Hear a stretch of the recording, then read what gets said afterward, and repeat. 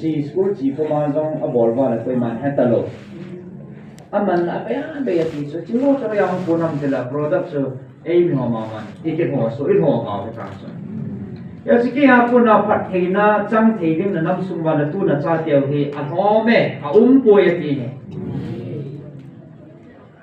Patina pun amal som na na ti sum na pai na ga no siki ha pun he poi. Kaya pun zo pat theina chang dingin ti go binang nagam sum ki su theng binang na ta sa na ga ki su theng ta bin da pat hin chu pe ne yo he e cho chu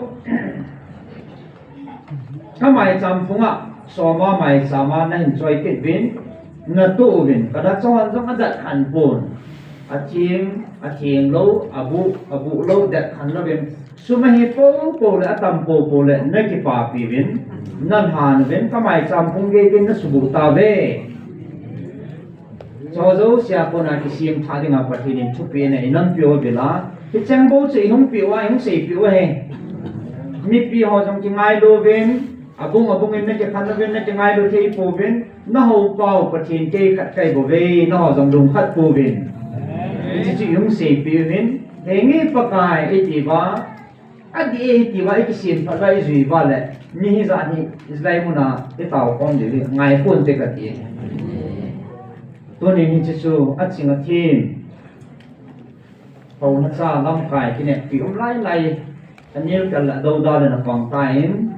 พอทิ้งทุกสัมมาบ้านอาจารย์ที่ตะปูนอักกิดิงกันตาเนี่ยแหละนี่จักปีที่หัวน้ำฮะสตากันที่ตาพอทิ้งเนี่ยจะกาลสาบ้านตัวนี้นี่จักนี่ปานนี้เราเห็นที่ไปมัสปีน่ะไอ้กาสีโนมเห็นจริงพูดน้ำมาจริงยาสูอากาศที่เห็นยังไงที่ไปเวลาที่หมู่ก็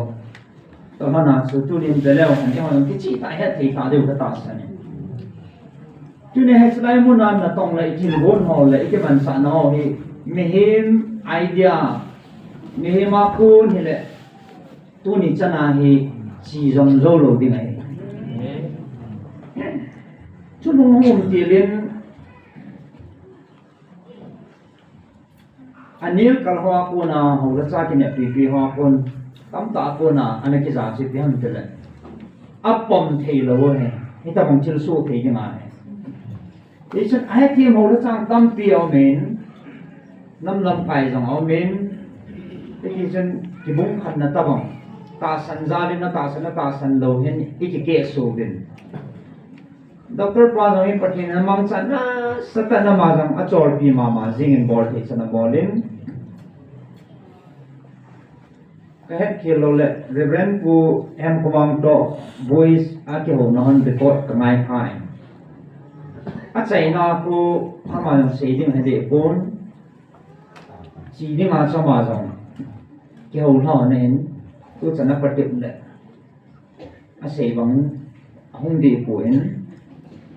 นี่จะพูดอีพีฮันจะเลยเด็กผู้เลี้ยงฮันอาตั้มโจ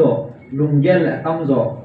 ทุกสิ่งชิบยันจะเลยชิบเป็นเด็กผู้เลี้ยงฮันปัจจุบันกูเนี่ยเราว่าเด็กสอดเราดิ้งให้ดี first step อันนี้จ้ะ